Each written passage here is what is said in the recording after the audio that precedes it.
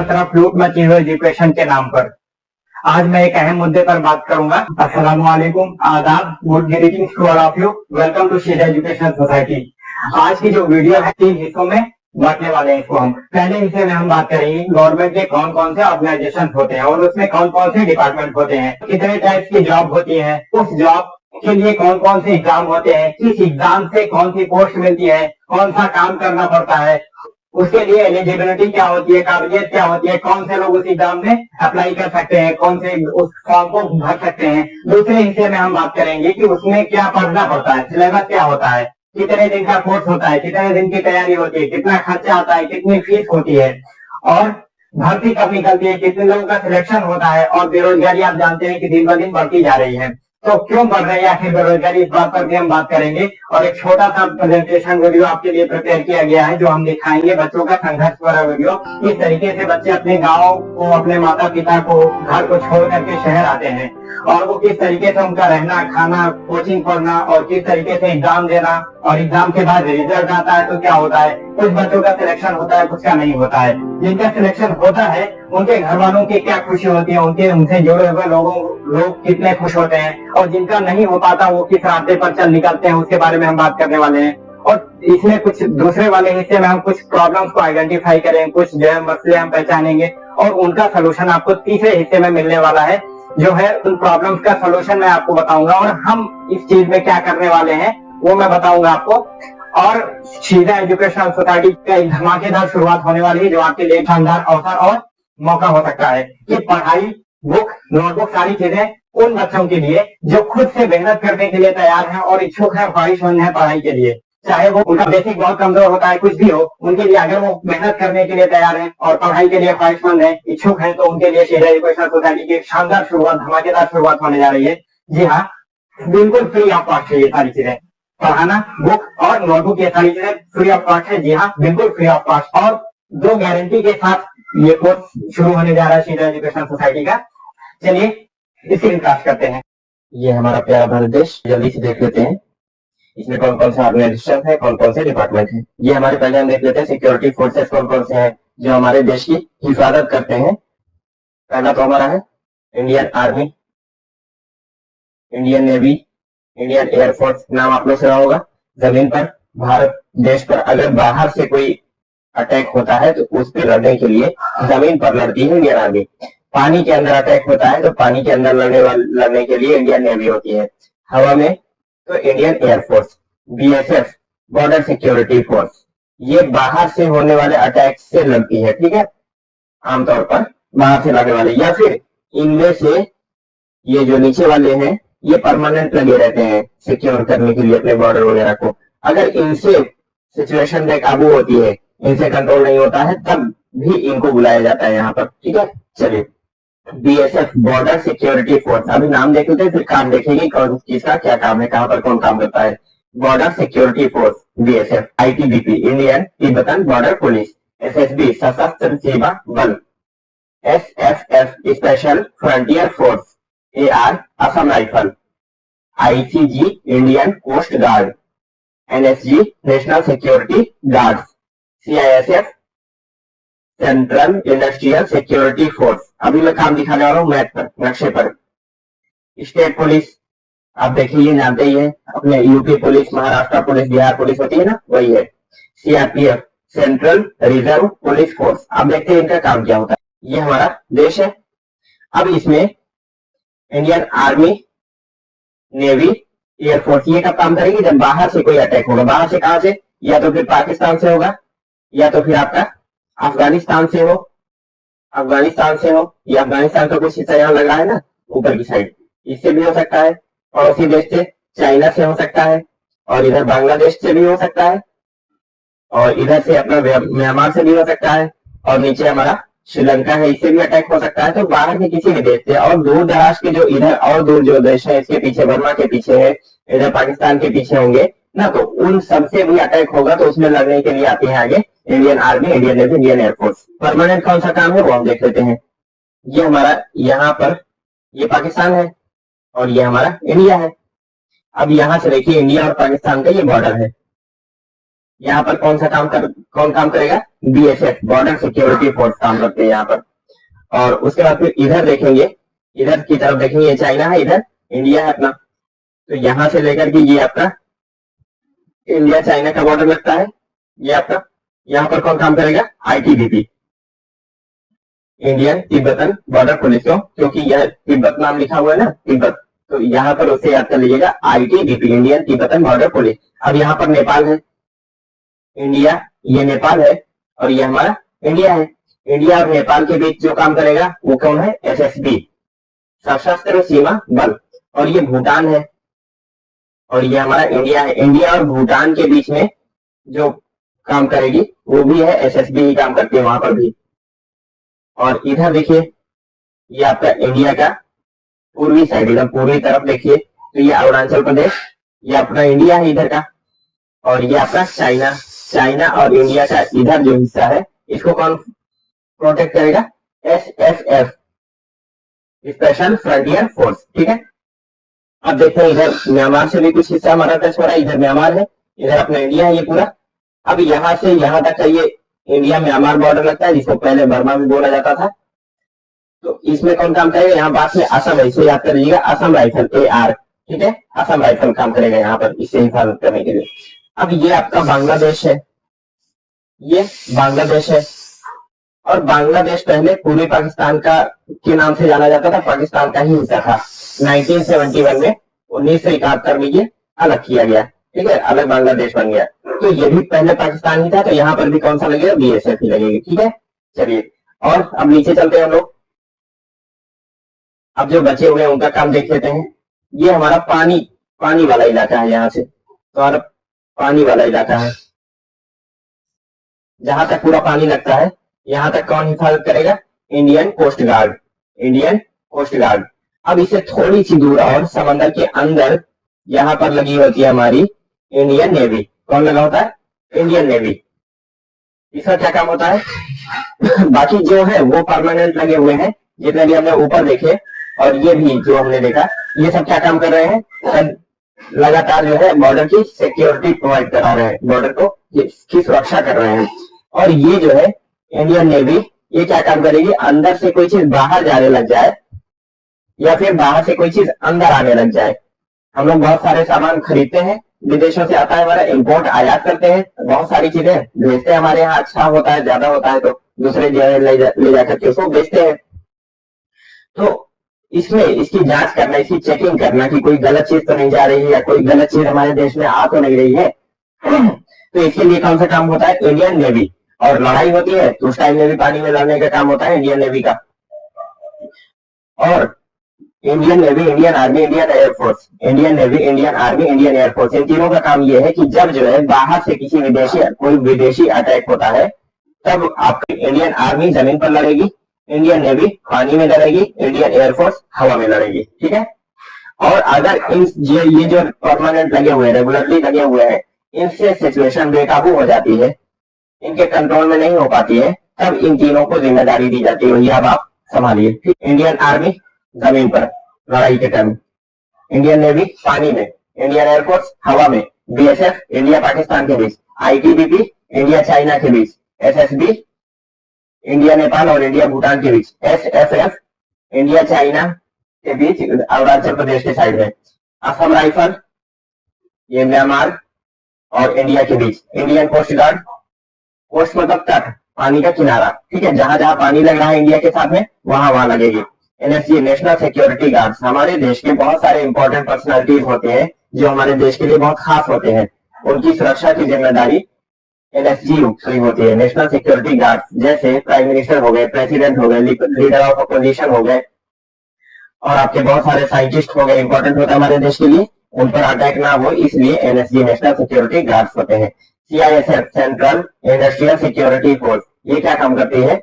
ये बहुत सारी जो हमारी इंडस्ट्रीज होती हैं, जैसे पावर डिपार्टमेंट, कोयला, बिजली उत्पादन, और डिफेंस के बहुत सारे ऑर्गेनाइजेशन ऐसे हैं जो डिफेंस के हथियार वगैरह बनाते हैं, तो इन सबकी सिक्योरिटी प्रोवाइड करानी पड़ती है। तो सिक्योरिटी प्रोवाइड करने का काम है उनको सीआईएसएफ का, सेंट्रल इंडस्ट्रियल सिक्योरिटी फोर्स, ठीक है। और state police law and order maintain करना ग्राउंड पर स्टेट में, ये हम लोगों ने देखा, ये यूपी पुलिस, एमपी पुलिस जो भी होती है, बिहार पुलिस, महाराष्ट्र पुलिस, वही है, ठीक है। CRPF central reserve police force, reserve का मतलब कि आरक्षित यानी फिक्स। अब इसको रिजर्व हो गई, जैसे हम रेलवे में ट्रेन में जब हम सीट रिजर्व कर लेते हैं कोई उस पर बैठ नहीं पाता है, तो इसको रिजर्व रखा जाता है, ठीक है। इसका इस्तेमाल कहीं वैसे नहीं किया जाता है।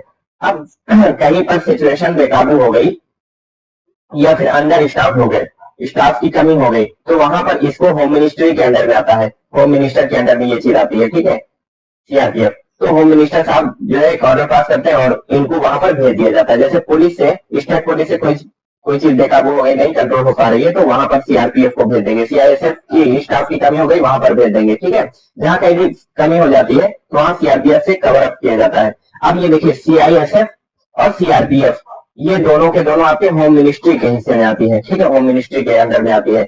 ये इंडस्ट्रियल सिक्योरिटी फोर्स, ये भी इंडस्ट्री को सिक्योरिटी प्रोवाइड कराना, और सीआरपीएफ ये दोनों के दोनों आपके अंडर होम मिनिस्ट्री आती है, ठीक। ये हमारा भारत देश है। अब इसमें देखिए कहां पर कौन कौन से काम करते हैं। यहाँ पर इंडिया पाकिस्तान के बीच बीएसएफ, और इधर आपका आईटीबीपी इंडिया चाइना के बीच, इधर इंडिया नेपाल एसएसबी, इधर इंडिया भूटान एसएसबी, इधर अरुणाचल प्रदेश और आपका चाइना के बीच एसएफएफ स्पेशल फ्रंटियर फोर्स, और इधर आपका इंडिया म्यांमार, ये आपका असम राइफल, और ये भी पाकिस्तान का हिस्सा था, तो यहाँ पर भी आपका बीएसएफ।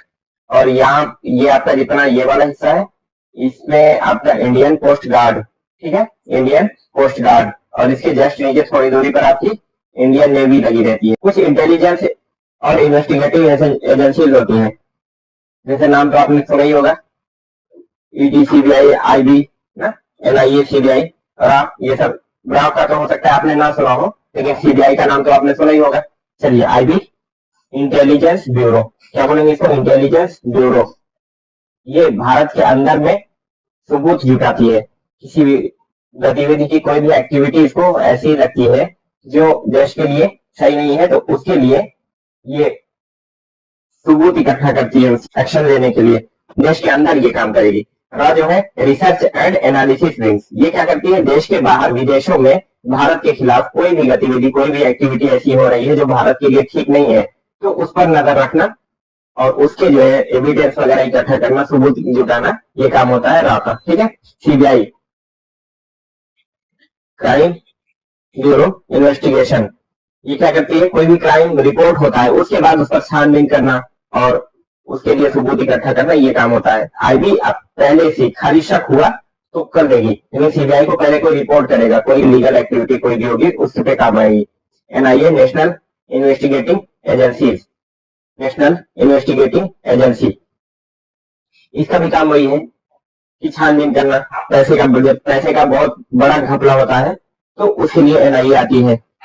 और national technological research organisation, national technological research organisation, NTR. Technology जैसे जो है साइबर क्राइम वगैरह होता है, साइबर क्राइम और जो है फ्रॉड वगैरह जो होता है बहुत बड़े लेवल पर हो जाए, जैसे बैंक के साथ हो जाए, तो उसमें काम आएगा अपना इन्वेस्टिगेट करने के लिए एनटीआर। और डीआईए, ये गलती से हो गया, ये समझिए इसको, DIA defence intelligence agency, defence intelligence agency, ये क्या काम करती है, डिफेंस को जो है इंफॉर्मेशन कलेक्ट करती है कि बाहर से कोई भी अटैक हो रहा है डिफेंस के ऊपर, या फिर बाहर से कोई अटैक हो रहा है, या फिर इनको ट्रेस किया जा रहा है, इनकी जानकारी बाहर से निकाली जा रही है, ये सारी जानकारी निकालने के लिए डीआईए होता है, defence intelligence agency. Information gather करके नेवी, आर्मी, एयरफोर्स इन सबको देती है, ठीक है। और लॉ इन्फोर्समेंट एजेंसी, यानी कि कानून लागू करवाने वाली एजेंसी। कुछ कानून है, उन कानूनों को अगर कोई तोड़ता है देश में तो उसके खिलाफ एक्शन लेने का काम होता है ईडी का, ठीक है। अब ये विदाउट लॉ कोई कुछ भी है, ठीक है, इन पे तो पहले सर्च करेगी, पहले ढूंढा जाएगा कि काम क्या हो रहा है, फिर उस पर चार्जर लगाए जाएंगे, ठीक है। लेकिन इसमें क्या है कि पहले देखा जाए कौन सा रूल तोड़ा गया, उस रूल तोड़ने के एवज में जाकर के ईडी उस पर छानबीन करेगी।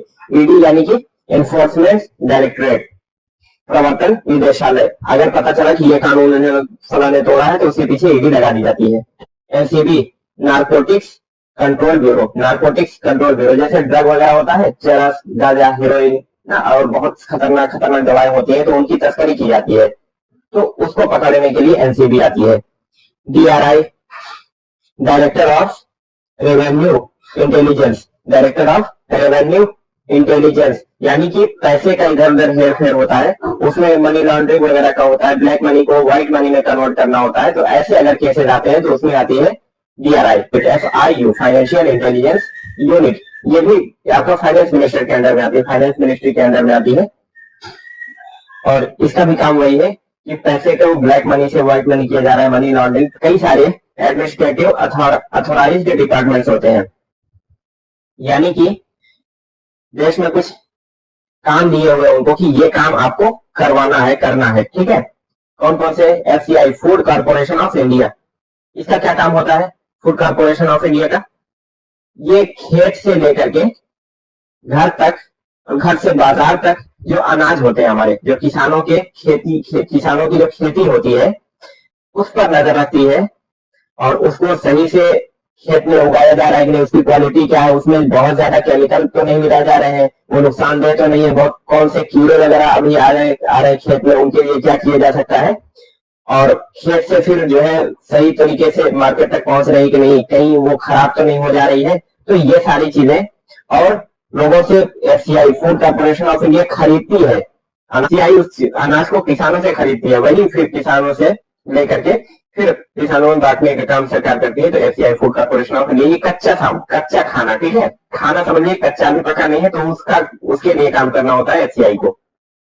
FSSAI food safety and standardisation authority of India, FSSAI। ये आप देखते होंगे जो भी सामान खरीदते हैं, हर सामान के ऊपर लेबल लगा होता है, उसे प्रिंट होता है कुछ, तो वहां पर FSSAI का वो देखेंगे, लोगो देखेंगे, FSSAI का नाम देखेंगे, लाइसेंसिंग करता है ये कि खाना जो पका हुआ खाना है, वह जो फूड है, प्रोसेस्ड फूड है, जो एकदम रेडी है, तैयार है खाने के लिए, खाने लायक है, तो उसकी क्वालिटी को चेक करता है, कहीं वो गलत तरीके से तो नहीं बनाया गया है, कहीं उसमें जहर तो नहीं है, कहीं उसमें कुछ गलत ऐसे केमिकल तो नहीं है जो बाद में हमारे शरीर को नुकसान पहुंचा सकते हैं। ये FCI जो है ये कच्चा है, तब उस पर काम करेगा, उस पर नजर रखना, उसकी क्वालिटी चेक करना।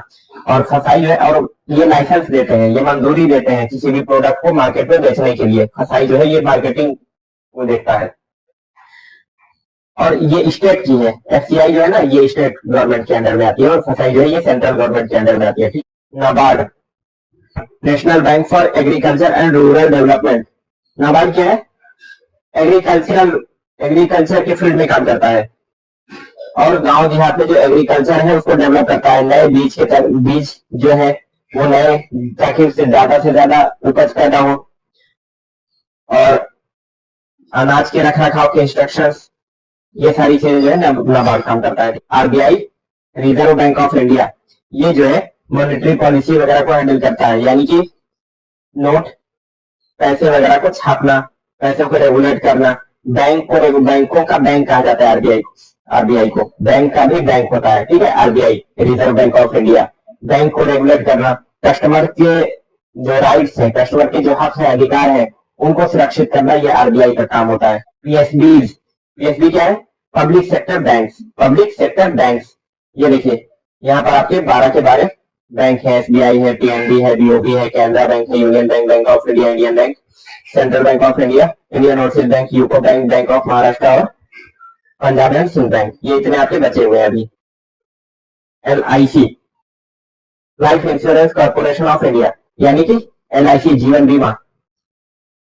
देखिए ये कराना भी थोड़ा सा जरूरी होता है, क्योंकि लाइफ इंश्योरेंस, अब देखिए गलत तरीके से पॉलिसीज बाहर आए तो अलग बात है, क्या है वो गलत बात है। नेक्स्ट हम लोग देखते हैं जुडिशियरी। ये सारे डिपार्टमेंट्स हम देखते हैं, ठीक है। गवर्नमेंट का कौन कौन से ऑर्गेनाइजेशन होते हैं, कौन कौन से डिपार्टमेंट होते हैं, इनकी अभी वैकेंसी कौन कौन सी आती है, जॉब कौन कौन सी, नौकरियां कौन कौन सी होती है, वो सब हम आगे देखने वाले हैं। जुडिशियरी यानी कि अदालत, न्यायालय, ठीक है।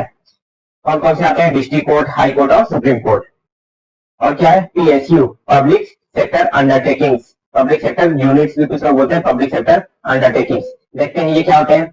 ऐसे आपके डिपार्टमेंट है ऐसे ऑर्गेनाइजेशन जो देश को चलाने के लिए बहुत खास होते हैं, जैसे एनजीसी विदेश वगैरह जो कंपनियां हैं। ठीक है, जब देखते हैं कौन सा होता है पब्लिक सेक्टर अंडरटेकिंग्स में क्या क्या आता है। देखिए इसकी डेफिनेशन दी गई है, पीएससी पब्लिक सेक्टर एंटरप्राइजेस उसी का हिस्सा है।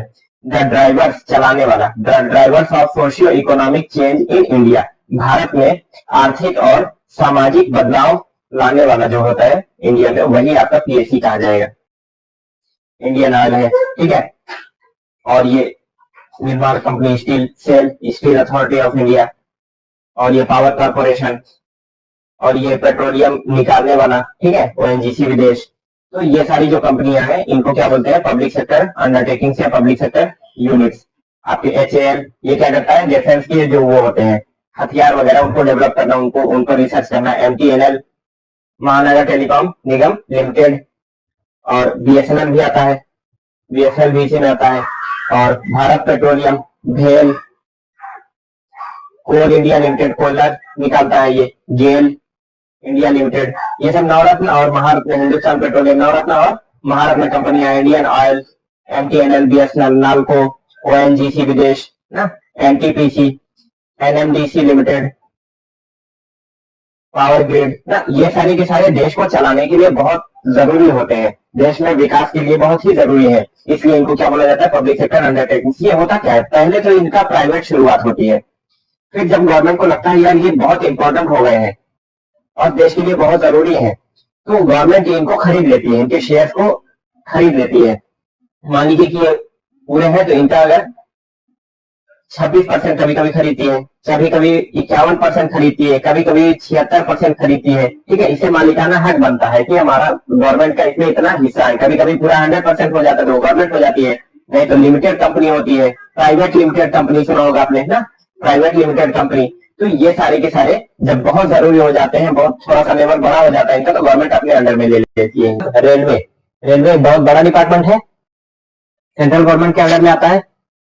और सचिवालय, सचिवालय में क्या होता है, पॉलिसीज बनाई जाती है, पास की जाती है, स्कीम्स बनाई जाती है। ये सब पूरा एडमिनिस्ट्रेशन डिस्ट्रिक्ट का जो जिले का होता है और पूरे स्टेट का होता है, वो सब कहाँ से संचालित होता है, सचिवालय से संचालित होता है। ठीक है, उसके बाद क्या है, ट्रांसपोर्टेशन है, ट्रांसपोर्टेशन यानी परिवहन, जिसके मंत्री आपके नितिन गडकरी जी काफी दिन से हैं और अभी भी हैं। रोडवे सड़क मार्ग उससे आता है, उसके अंडर में। वाटरवे पानी का रास्ता, एयरवे हवा में जो एरोप्लेन वगैरह फ्लाइट वगैरह चलती है, तो ये सब आपका ट्रांसपोर्टेशन के अंदर में आता है। BSNL Bharat Sanchar Nigam limited, MTNL Mahanagar telecom Nigam limited, ISRO Indian space research organisation, Bhabha atomic research centre, DRDO defence research development organisation. इनका काम क्या होता है, रेलवे का आप जानते ही है, ठीक है, लोगों को एक जगह से दूसरी जगह जाने में आसानी देना। सचिवालय का काम क्या होता है, सचिवालय में स्कीम्स बनना, योजनाएं बनना, उनको लागू करवा, उनको पास करना ना, उनके फंड पास करना, ये सारे काम सचिवालय में होते हैं। ट्रांसपोर्टेशन यानी कि रोडवे, वाटरवे, एयरवे यानी कि सड़क मार्ग, पानी का रास्ता और हवा का रास्ता मेंटेन करना, उस पर चलने वाली चीजों के नॉर्म्स स्टैंडर्ड सारी चीजें तय करना।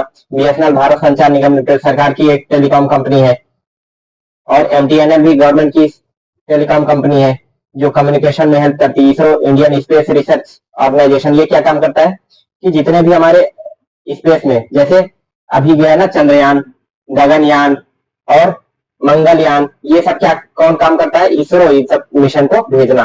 ठीक है, स्पेस में हम लोग देखते हैं, स्पेस यानी कि ऊपर आसमान में जहां पर भी हवा वगैरह नहीं होती उसको बोलते हैं स्पेस।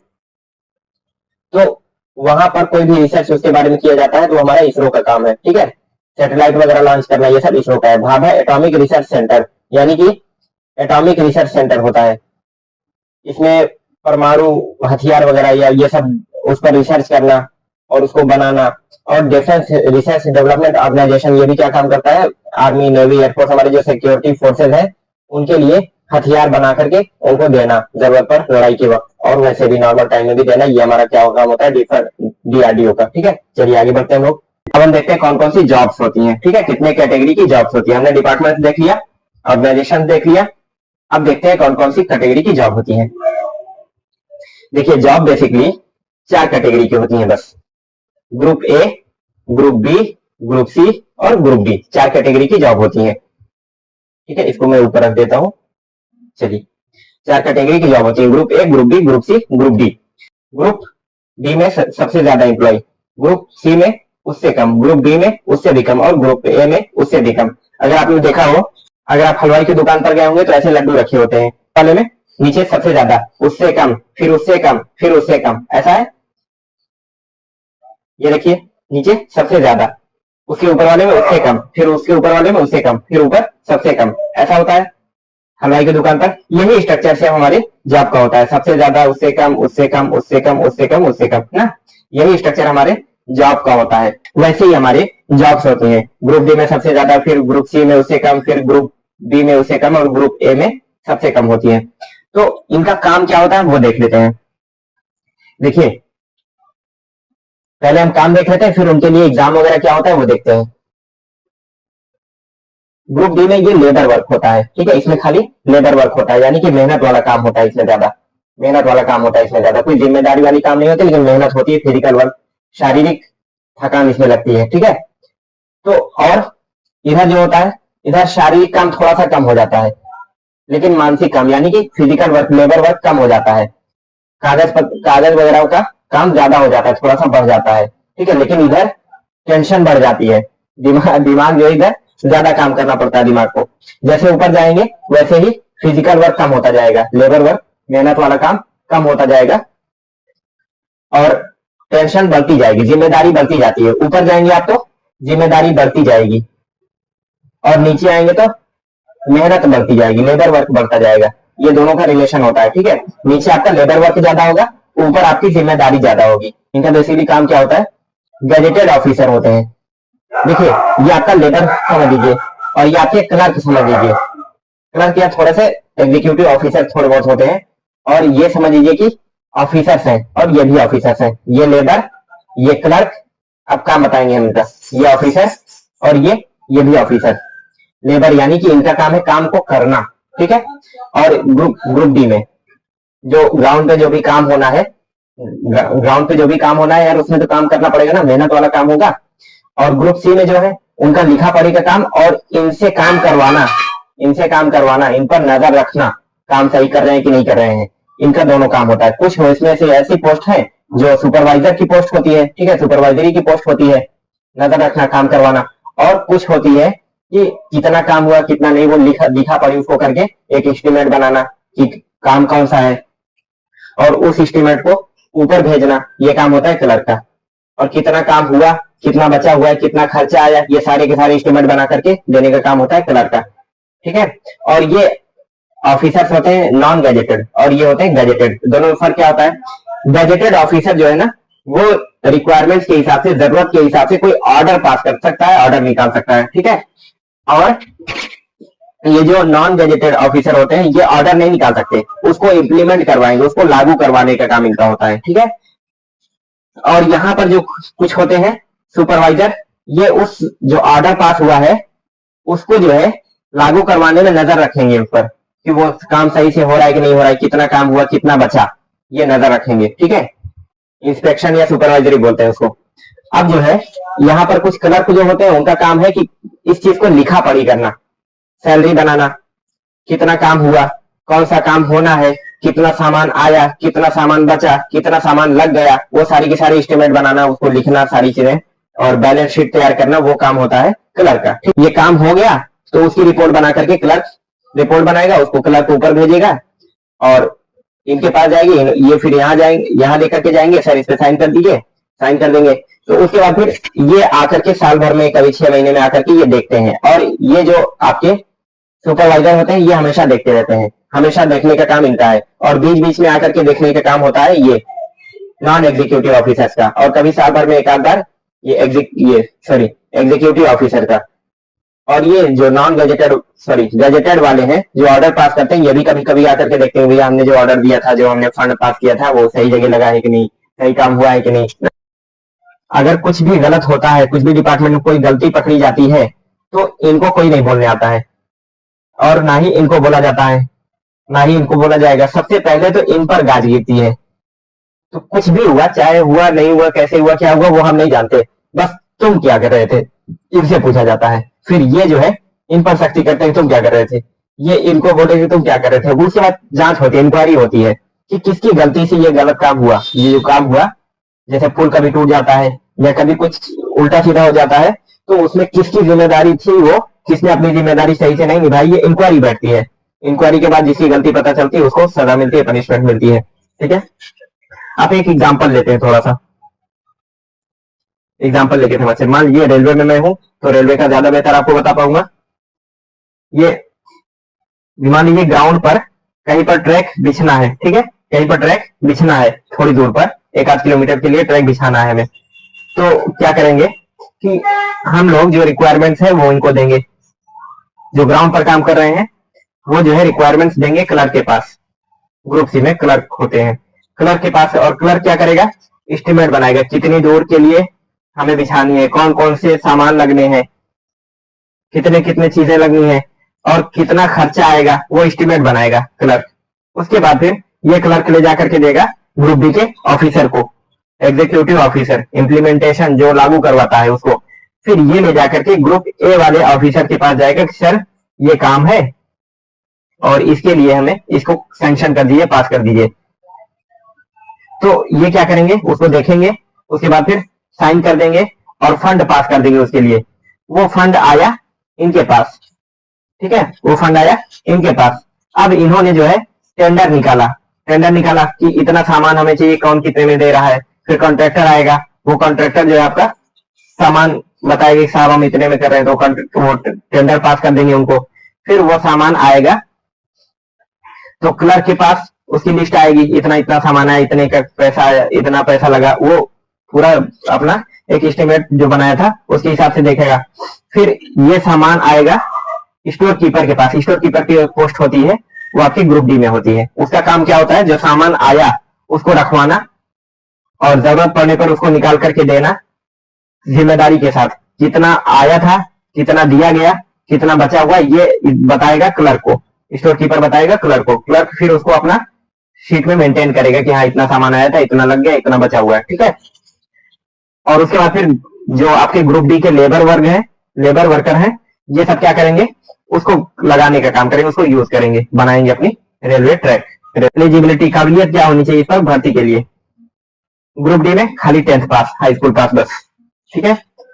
और ग्रुप सी में 12th पास, ग्रुप बी में ग्रेजुएशन, और ग्रुप ए में ग्रेजुएट या पोस्ट ग्रेजुएट, ठीक है। ग्रेजुएशन यानी कि 12th के बाद जो होता है 13, 14, 15 3 साल का होता है, और पोस्ट ग्रेजुएट 15 के बाद 16, 17, ठीक है।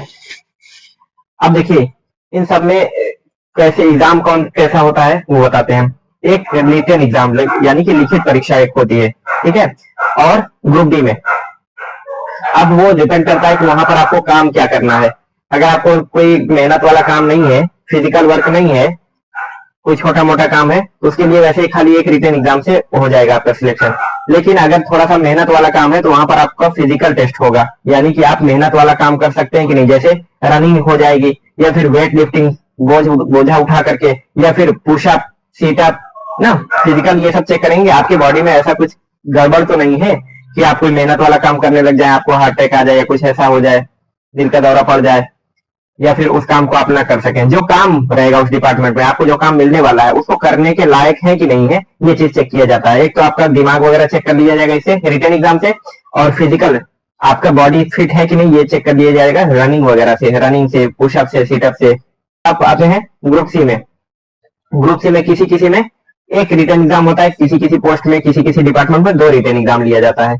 तो एक रिटन एग्जाम लिया जाता है तो अक्सर उसमें कोई ना कोई वो लगा दिया जाता है, स्किल यानी कि जैसे मान लीजिए आपको काम करना है कंप्यूटर पर बैठ करके वहां पर, तो आपको कंप्यूटर का नॉलेज है कि नहीं वो चेक किया जाएगा, उसी को बोलते हैं स्किल। या फिर टाइपिंग वाला काम है आपका, तो टाइपिंग आपको आती है कि नहीं वो देखा जाएगा, उसको बोलते हैं स्किल। या फिर आपको कुछ मेहनत वाला काम है, जैसे पुलिस वगैरह होते हैं, कांस्टेबल, चाहे नेवी में, आर्मी में, एयरफोर्स में जो नीचे वाली पोस्ट होती है उसको कांस्टेबल बोलते हैं, ठीक है। उसमें क्या करना पड़ेगा आपको, फिजिकल, कम से कम अगर फोर्स में जा रहे हैं आप तो आपको दौड़ना वगैरह तो अच्छी होनी चाहिए, रेस वगैरह, इसलिए वहां पर फिजिकल टेस्ट भी होगा। और अगर कहीं जो है आपका स्किल टेस्ट और फिजिकल टेस्ट नहीं होता है तो 2 रिटन एग्जाम होता है उसमें, जैसे एनटीपीसी रेलवे में आती है तो उसमें 2 रिटन एग्जाम होता है, फिजिकल नहीं होता है।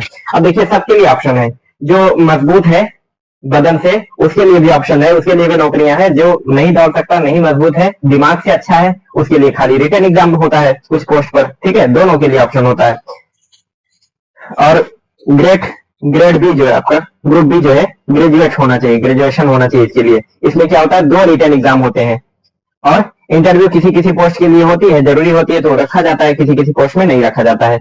और ग्रुप ए में जो है वो 2 रिटन एग्जाम होते हैं और इंटरव्यू भी होता है, ठीक है। 2 रिटन एग्जाम और साथ में इंटरव्यू कंपलसरी है आपका। इसमें किसी किसी पोस्ट पर होता है, किसी पे नहीं होता है, लेकिन इसमें सब पे होता है आपका इंटरव्यू। कौन कौन से आयोग होते हैं, यानी कि ये एग्जाम कराता कौन है, ये एग्जाम कराता कौन है। देखिए कुछ डिपार्टमेंट्स हमारे होते हैं जो बड़े डिपार्टमेंट्स होते हैं, बहुत बड़े डिपार्टमेंट्स हैं, ठीक है। उनकी कैपेसिटी ज्यादा है, क्षमता ज्यादा है, उनके पास बहुत सारे स्टाफ है, तो वो अपनी खुद की वैकेंसी निकालते हैं, खुद ही की वैकेंसी निकालेंगे, खुद एग्जाम कराएंगे, खुद ही डॉक्यूमेंट वेरिफिकेशन सब करा करके खुद ही वैकेंसी पूरी क्लियर कर लेते हैं जिसकी कैपेसिटी है।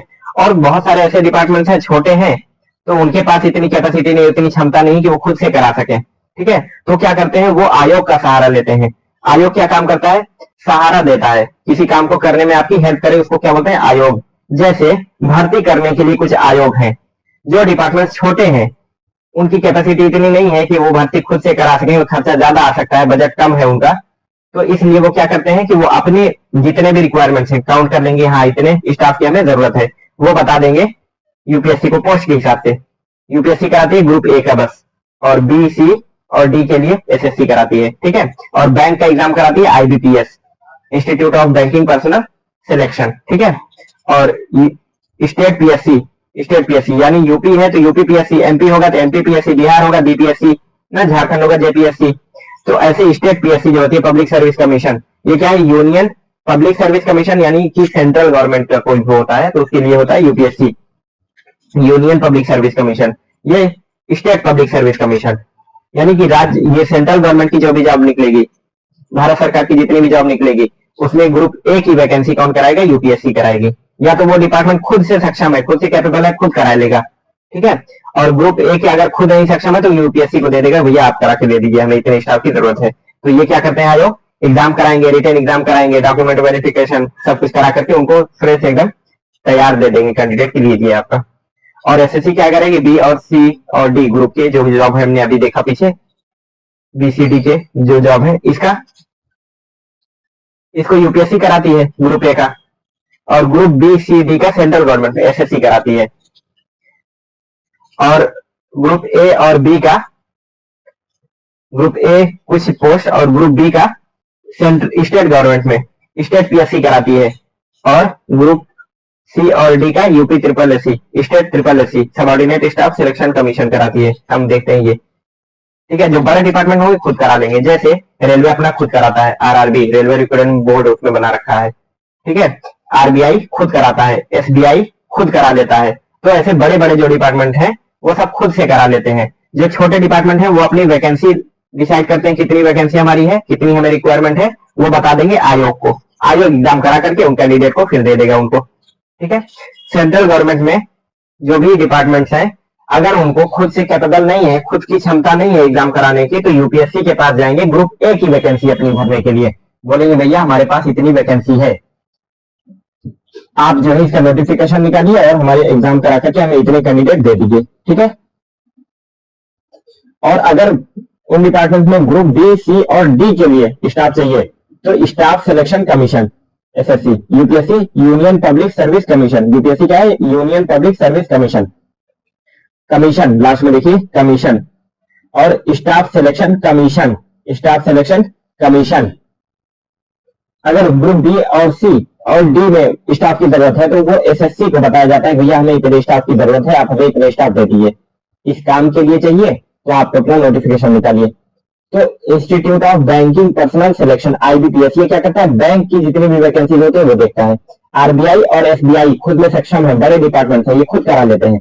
आरबीआई और एसबीआई के अलावा जो भी बैंक हैं हमारे, वो सब के सब आईबीपीएस के पास जाते हैं, भैया हमें स्टाफ चाहिए, हमें स्टाफ दीजिए, ठीक है, इतने स्टाफ की जरूरत है। अब जो है ये सेंट्रल गवर्नमेंट की है, सेंट्रल गवर्नमेंट केंद्र सरकार की, ठीक है, ये सेंट्रल गवर्नमेंट की, ये सेंट्रल गवर्नमेंट की। अब अगर यही काम स्टेट में काम होना होता है, अब देखिए जैसे पूरे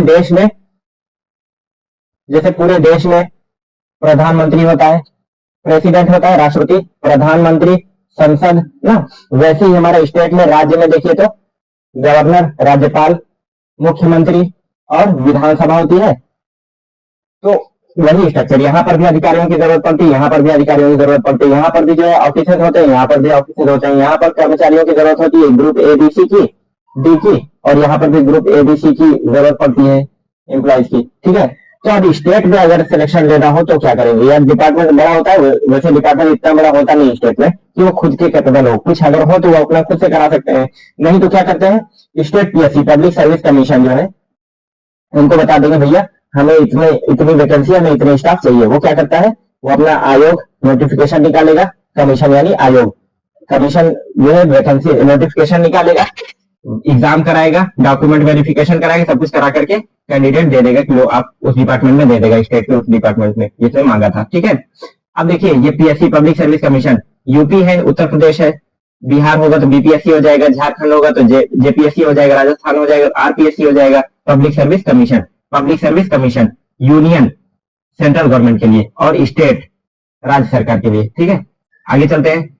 ये ग्रुप बी और सी की पोस्ट कराते हैं, बस ग्रुप बी और ग्रुप ए की कुछ पोस्ट और ग्रुप बी की ज्यादा कराते हैं, एक की कमी होती है। और अगर ए बी की ये कराए तो अब सी डी की जरूरत पड़ी तो सी डी के लिए हमारा ये है triple SC, state triple SC. अब यूपी है तो उत्तर प्रदेश का है तो यूपी लग गया, बिहार होता तो बिहार लग जाता, झारखंड होता झारखंड लग जाता। ठीक है, triple SC subordinate staff selection commission, subordinate staff selection commission. अब देखिए ग्रुप ए के जो ऑफिसर्स होते हैं वो अपना काम पूरा खुद ही तो कर नहीं सकते, उनका साथ देने के लिए, उनके अंडर में काम करने के लिए ग्रुप बी सी और डी के ऑफिसर, ग्रुप बी के ऑफिसर सी और डी के एम्प्लॉय होते हैं। बी ए के नीचे काम करने वाले group B group C group D के एम्प्लॉय होते हैं। ए का सिलेक्शन यूपीएससी कराती है, ग्रुप बी और सी और डी जो इनके नीचे काम करने वाले हैं उनका सिलेक्शन कौन कराती है? एसएससी कराती है। ठीक है, उसी तरीके से बीपीएससी कुछ ग्रुप ए की पोस्ट और ज्यादातर ग्रुप बी की पोस्ट कराती है। ग्रुप बी की जो पोस्ट होती है उसके अंडर में भी ग्रुप सी और डी की पोस्ट होनी चाहिए, इनको साथ देने के लिए, इनकी हेल्प करने के लिए। तो उसका सिलेक्शन कौन कराएगा? ट्रिपल एससी सबऑर्डिनेट अधीनस्थ, उसके नीचे काम करने वाला service selection commission, subordinate service selection commission. ठीक है, तो सेंट्रल गवर्नमेंट में ये दोनों मिलकर के सिलेक्शन कराती हैं, आयोग है, और बैंकिंग में ये करा देता है, और स्टेट गवर्नमेंट में ये दोनों करा देते हैं। हम देखते हैं कि 10th लेवल पर कौन कौन सी वैकेंसीज आती हैं और उनमें कौन कौन सी पोस्ट होती हैं और क्या क्या काम मिलता है, क्या काम करना पड़ता है। ठीक है, चलिए तो कहाँ रख दें, चलिए ठीक है दिखेगा कुछ। अब देखिए सबसे पहले तो हम बात करेंगे रेलवे की, RRB group D, railway recruitment board यानी कि सिलेक्शन बोर्ड है ये। रेलवे में जो भी रेलवे में वैकेंसी आएगी सब आपका आरआरबी कराता है, रेलवे रिक्रूटमेंट बोर्ड। बीच में कुछ कंट्रोवर्सी चल गई थी कि जो है फेयर तरीके से, साफ सुथरे तरीके से नहीं कराता, भांस भी कराता है, तो इसलिए आरआरसी बना दिया गया था, रेलवे रिक्रूटमेंट सेल। तो ये ग्रुप डी की वैकेंसी निकालता है, तो 10th लेवल पर होती है वो, खाली क्लास 10th पास होना चाहिए बस आपको। ठीक है, उसमें क्या, और एसएससी सीएचएसएल सेंट्रल गवर्नमेंट की ये भी है, ये बड़ा डिपार्टमेंट है रेलवे, तो खुद का अपना बोर्ड बना लिया है, खुद एग्जाम कराएगा, खुद ही डॉक्यूमेंट वेरिफिकेशन, खुद ही फिजिकल, खुद ही पूरा सिलेक्शन प्रोसेस करा लेता है। एसएससी क्या कराता है, और जो दूसरे डिपार्टमेंट्स हैं जिनको जरूरत होती है वो एसएससी को बताते हैं भैया हमें 10th पास पे हमें इतनी वैकेंसी है, ये करा करके देता है, सीएचएसएल के नाम से निकालता है, combined higher secondary level exam. ठीक है, 10th लेवल पर एसएससी एमटीएस मल्टीटास्किंग स्टाफ। ठीक है, इंडियन नेवी ये अपना खुद का निकालते हैं, जितने फोर्स वाले हैं सब खुद निकालते हैं, Indian navy, Indian army, Indian air force, CISF, CRPF, Assam rifle, SSB और special frontier force, NSG. NSG तो डेपुटेशन पे जाते हैं, एनएसजी डेपुटेशन का मतलब क्या है कि इन सब में से जो काबिल होते हैं ऑफिसर्स उनको उठा करके वहां पे डाल दिया जाता है, जाइए 6 महीने आप एनएसजी में सर्विस देके आइए, ऐसा होता है। ठीक है, और ईडी जो हमने पढ़ा था ईडी पीछे, वो भी जो है यहीं कहीं से जो ऑफिसर्स होते हैं ऊपर के ग्रुप ए के जो ऑफिसर्स होते हैं उनको उठा करके ईडी में डाल दिया जाता है, जाइए भी आप 6 महीने के लिए वहां पर काम करके आइए। ठीक है, डेपुटेशन इसी को बोलते हैं। जैसे स्टेट पुलिस को जीआरपी में डाला जाता है, रेलवे में काम करने के लिए भी डाला जाता है, 3 साल के लिए शायद होता है वो। ठीक है, इंडियन नेवी खुद से करा लेती है अपना काम, इंडियन आर्मी खुद नोटिफिकेशन निकालती है, सब कुछ कराती है, रेस वगैरह सब कुछ खुद ही कराती है। इंडियन एयरफोर्स ये भी अपना खुद ही कराते हैं, CRPF, CISF, SF, special frontier force, Indian coast guard, Indian navy वगैरह सब अपना खुद से निकालती है, असम राइफल खुद से निकालता है, एसएसबी खुद से निकालता है, बीएसएफ खुद से निकालता है ना, जितने फोर्स वाले हैं सब खुद का निकालते हैं। और अदर डिपार्टमेंट जो भी है वो सब अपना खुद का निकाल देते हैं, या फिर जो है एसएससी और एसएससी को देकर के अपना पूरा करवा लेते हैं। ठीक है, सेंट्रल गवर्नमेंट के जो भी हैं। और जो स्टेट गवर्नमेंट में होंगे वो यूपी ट्रिपल एससी को देंगे, triple SC state triple SC subordinate service commission staff subordinate staff selection commission. अब स्टेट जिस स्टेट का होगा वो स्टेट का लग जाएगा। ठीक है, अब काम क्या मिलता है इसमें? स्वीपर की पोस्ट होती है। अब हाई स्कूल पास में आप क्या काम पाएंगे? स्वीपर, झाड़ू पोछा करने, बहुत सारे ऑफिस होते हैं हर डिपार्टमेंट में, बड़ी बिल्डिंग होती है, उसकी साफ सफाई के लिए स्वीपर चाहिए होता है, सफाई वाला, उसी पोस्ट होती है। ड्राइवर की पोस्ट होती है। अब देखिए ड्राइवर के लिए क्या जरूरी है? आपके पास ड्राइविंग लाइसेंस होना चाहिए, एक्सपीरियंस होना चाहिए गाड़ी चलाने का ना, तो आपसे यही चीज मांग लेते हैं, 10th पास प्लस आपके पास 6 महीने का ड्राइविंग लाइसेंस या साल भर का ड्राइविंग लाइसेंस। गार्डनर, यानी कि जहां पर बिल्डिंग है वहां आसपास में बागीचा होगा, फूल लगाए गए होंगे, पेड़ वगैरह होंगे, उनकी देखरेख करने के लिए, उनको पानी वगैरह देने के लिए, उनकी कटाई छटाई के लिए माली रखे जाते हैं, गार्डनर।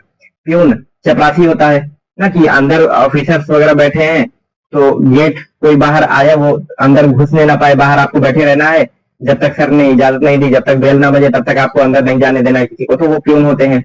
या पानी लाइए या चाय ले आइए, ये सर बोलते हैं अंदर से, तो लेकर के जाना पड़ता है प्यून को। गार्ड होते हैं हिफाजत करने के लिए, वहां पर ऑफिस में गार्ड्स वगैरह भी लगे होते हैं। प्लम्बर, जो ऑफिसर्स होते हैं उनके नीचे काम करने वाले, अंडर में काम करने वाले, 10th लेवल पर जो होते हैं वो प्लम्बर। यानी कि बड़ी बिल्डिंग है तो वहां पर क्या होगा, पानी की सप्लाई भी होगी हर जगह।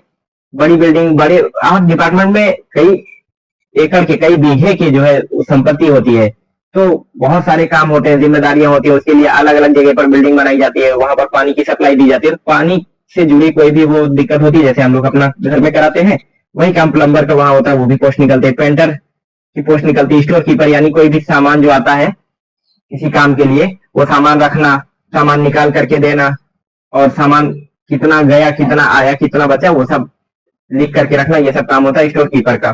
ठीक है।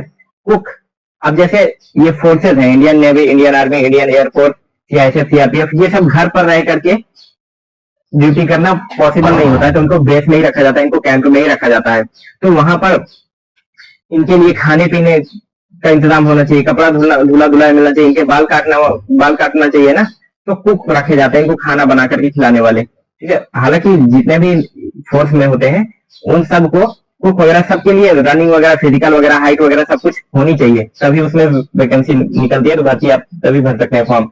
बार्बर, बाल काटने वाला, नाई की भर्ती होती है। वॉशरमैन, धोबी, कपड़ा धोने वाले का काम होता है। ठीक है। कुछ हेल्पर भी रखे जाते हैं हर डिपार्टमेंट में, ये सारी पोस्ट होती है। ठीक है। ग्रुप डी में 10th पास पर होती है, और जैसे ड्राइवर के लिए ड्राइविंग लाइसेंस जरूरी होता है।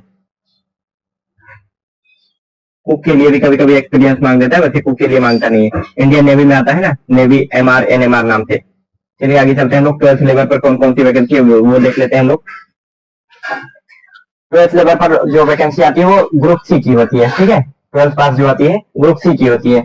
आरआरबी, एनटीपीसी, मैंने बताया ना, आरआरबी रेलवे रिक्रूटमेंट बोर्ड जो है वो अपना खुद का करा लेता है, अलग अलग पोस्ट के लिए खुद ही निकालता है नोटिफिकेशन। तो RRB, NTPC, non technical popular category.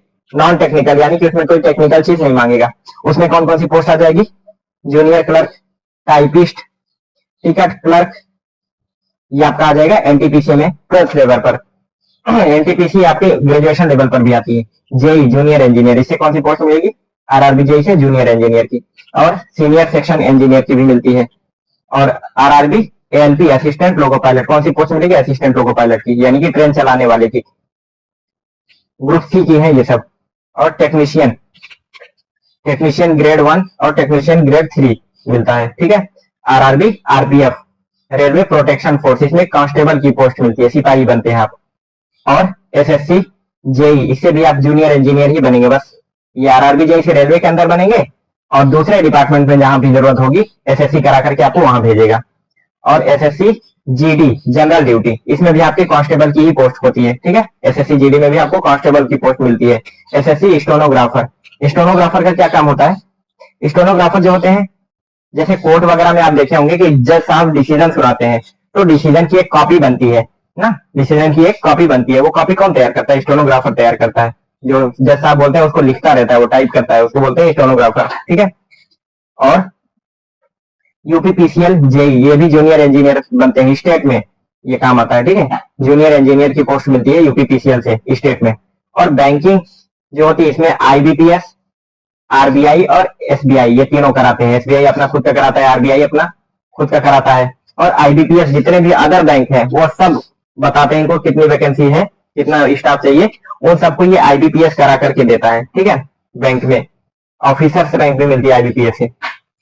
और Indian navy, Indian army, Indian air force, group C में सबकी जो वैकेंसी निकलती है ना, ये कांस्टेबल पोस्ट होती है। सबसे नीचे की जो होती है ग्रुप सी की पोस्ट, कांस्टेबल की पोस्ट मिलती है। फिर धीरे धीरे प्रमोशन से होकर के कैप्टन, ग्रुप कैप्टन आगे बढ़ते चले जाते हैं।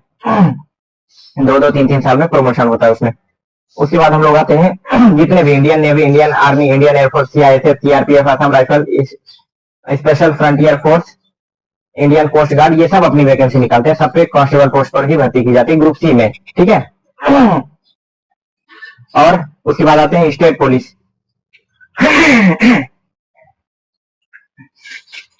स्टेट पुलिस क्या करती है? स्टेट पुलिस की जो वैकेंसी निकलती है उसमें भी कांस्टेबल पोस्ट ही होती है ना, सिपाही की पोस्ट पर भर्ती होती है। NDA, national defence academy, UPSC कराती है इससे इसको, ठीक है। ये 12th पास ही होता है, लेकिन बहुत शानदार जॉब है, बहुत मस्त। ऑफिसर डायरेक्ट आप ग्रुप सी की जॉब नहीं है, ये ग्रुप ए की जॉब समझ लीजिए ये है, ठीक है। सीधा आपको ऑफिसर बनाया जाता है। ए बी की जॉब होती है इसमें, सीधा आपको ऑफिसर बना दिया जाता है इससे। 12th पास आदमी ऑफिसर बन रहा है, देखिए। वैसे ग्रेजुएशन से नीचे कोई ऑफिसर बनता नहीं है, लेकिन एनडीए में, लेकिन एग्जाम थोड़ा सा इसका ठीक ठाक लेवल का होता है, इंटरव्यू होता है इसमें, तो इसलिए डायरेक्ट आपको ऑफिसर बना दिया जाता है। जो काबिल होते हैं बच्चे 12th पास पे ही, उनको बना दिया जाता है। काबिलियत होती है भाई, हर जगह सराही जाती है, तारीफ होती है काबिलियत की। UP triple SC junior assistant, JA, junior assistant की पोस्ट मिलती है। जूनियर असिस्टेंट यानी कि क्लर्क की पोस्ट है, टाइपिंग वगैरह, एस्टीमेट बनाना, ये सब काम होता है। क्लर्क की पोस्ट होती है। यूपी ट्रिपल एससी क्लर्क भी निकालती है, लेखपाल निकालती है, कानून को निकालती है। वीडियो यानी कि विलेज डेवलपमेंट ऑफिसर, सेक्रेटरी जिसको बोलते हैं हम लोग, ये आपका निकलता है। लेखपाल की पोस्ट मिल जाती है, कानून को मिल जाते हैं, वीडियो विलेज डेवलपमेंट ऑफिसर मिल जाते हैं। अब देखिए, कुछ पोस्ट ऐसी होती हैं जिनमें आपको कुछ टेक्निकल नॉलेज की जरूरत होती है, कुछ टेक्निकल काम होता है। जैसे मैकेनिक का काम है तो इसमें आईटीआई या डिप्लोमा मांग लेगा, ठीक है। थोड़ा सा अलग चीज मांगेगा, 12th प्लस आईटीआई या 10th प्लस आईटीआई, ठीक है। और लाइनमैन होगा, उसमें भी आपका किसी ट्रेड से मांग लेगा आईटीआई या डिप्लोमा। इलेक्ट्रीशियन से डिप्लोमा मांग लेगा या आईटीआई मांग लेगा। सुपरवाइजर की पोस्ट आती है, सुपरवाइजर की भी पोस्ट आती है। कैशियर की पोस्ट मिलती है, जो बैंक में कैशियर आप देखते हैं। टेलीफोन ऑपरेटर की पोस्ट मिल जाती है। ये हर डिपार्टमेंट में टेलीफोन होता है अपना, एक जगह से दूसरी जगह कनेक्ट करने का, उसको ऑपरेट करने का, उसको चलाने का, उसको मेंटेन रखने का काम होता है टेलीफोन ऑपरेटर का। हवलदार की पोस्ट आती है। फिटर यानी कि ये भी आपका टेक्निकल पोस्ट हो जाती है। फिटर ट्रेड से आईटीआई होती है, आईटीआई मांगा जाता है। वेल्डर, ये भी आपका टेक्नीशियन वगैरह में आता है, इन सब में आपका आईटीआई मांगा जाता है। अटेंडेंट, केमिस्ट, ये सब ग्रुप सी की पोस्ट आती है, ठीक है, 12th पास पर जो आपको मिलती है। आगे चलते हैं हम लोग ग्रेजुएशन लेवल पर। ग्रेजुएशन लेवल पर दो, ग्रुप बी की भी वैकेंसी ग्रेजुएशन लेवल पर होती है और ग्रुप ए की भी वैकेंसी होती है। पहले हम ग्रुप बी में जान लेते हैं, फिर हम चलते हैं ग्रुप ए में। ग्रुप बी में कौन सी होती है? आरआरबी, एनटीपीसी की ग्रेजुएट लेवल पे भी रहती है। स्टेशन मास्टर बन जाते हैं इससे, सीधा आप स्टेशन मास्टर बनेंगे और सीनियर क्लर्क बन जाते हैं। और कम typist, senior ticket clerk, excise inspector. अब देखिए एनटीपीसी से कौन सा? स्टेशन मास्टर, सीनियर क्लर्क, कम टाइपिस्ट, सीनियर टिकट क्लर्क बन जाएंगे। SSC CGL, combined graduate level, ये एग्जाम होता है। ये ऑफिसर डायरेक्ट आपको ग्रुप बी का ऑफिसर बनाती है इसमें। एक्साइज इंस्पेक्टर, फूड इंस्पेक्टर बन जाएंगे, इनकम टैक्स ऑफिसर बन जाएंगे। और ये बैंकिंग वाला जो होता है, आईबीपीएस, आरबीआई और एसबीआई, ये सब क्या करेंगे? 10th लेवल पर भी था, 12th लेवल पर भी था। 12th लेवल पर क्या था? क्लर्कियल पोस्ट थी, खाली ग्रुप सी की पोस्ट से मिलती थी बस। और ग्रेजुएशन लेवल के जो एग्जाम ये कराएंगे उसमें क्या होगा? पीओ, ऑफिसर, एसओ, ये भी ऑफिसर रैंक की जो पोस्ट होंगी वो आपकी बैंकिंग में वो आपको मिल जाएंगी। बैंक मैनेजर वगैरह की पोस्ट इसमें आपको मिल जाएगी। उसके बाद फिर CDS, combined defence services, UPSC इसको भी कराती है, जैसे एनडीए था ना पीछे वाले में 12th पास, और यहाँ पर ग्रेजुएशन पास सीडीएस। अब ये सेम चीज है वही, बस थोड़ा सा ये ग्रेजुएट पास होने के बाद आपका वो एज थोड़ी सी बढ़ जाएगी, और एज भी बहुत लिमिटेड मांगते हैं, 16.5 से 19.5 साल आपका इंडिया में मांगते हैं, और 19.5 से 25, 19.5 से 23 तक मांगते हैं, 22.5, 19.5 से 22.5 या 23.5 ऐसा कुछ मांगते हैं सीडीएस में, ठीक है। तो इससे भी आपका डायरेक्ट ऑफिसर की पोस्ट मिलती है, बहुत शानदार पोस्ट होती है ये सब। ऑफिसर की पोस्ट कहाँ? इंडियन नेवी, आर्मी, एयरफोर्स में ऑफिसर की पोस्ट मिलती है। सीआईएसएफ जितने भी सिक्योरिटी फोर्सेज है उसमें मिलती है, सीडीएस और एनडीए से। डिफेंस ऑफिसर सीधा बनते हैं सीडीएस से आप, और यूपीएसआई या सीपीओएसआई, तो ये एसआई बनते हैं, सीएसआई बन जाते हैं इससे। और सीटेट ये टीचर वगैरह का एग्जाम होता है, और यूपीटेट स्टेट का होता है, ये सेंट्रल टीचर एलिजिबिलिटी टेस्ट, और यूपी, एमपी, बिहार ये लग जाएगा, ठीक है। टेट टीचर एलिजिबिलिटी टेस्ट, इससे क्या होता है आपका टीचर की पोस्ट जो निकलती है वो आपको मिलती है।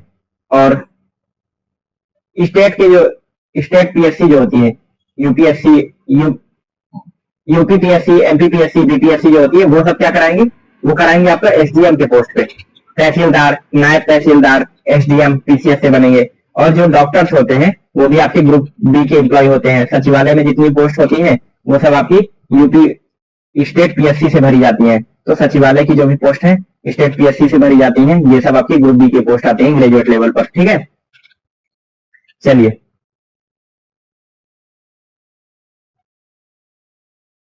अब ग्रुप ए की गैजेटेड ऑफिसर, ग्रुप ए में गैजेटेड ऑफिसर जो होते हैं उनकी पोस्ट हम देखते हैं, बहुत शानदार, समझ लीजिएगा। यूपीएससी कराती है ग्रुप ए की, ठीक है। RBI grade A, grade B, NABARD grade A, ISRO, Indian space research organisation, DRDO defence research development organisation, Bhabha atomic research centre, PCS J, जज वगैरह, जज बनने के लिए, ठीक है। अदर जो होते हैं डिपार्टमेंट वो अपना खुद का रिक्वायरमेंट निकालते हैं। यूपीएससी से क्या मिलता है? IAS, Indian administrative service, Indian police service, IPS, SP, DSP बन जाते हैं। IFS, Indian forest services, IRS, Indian revenue services, IES, Indian engineering services.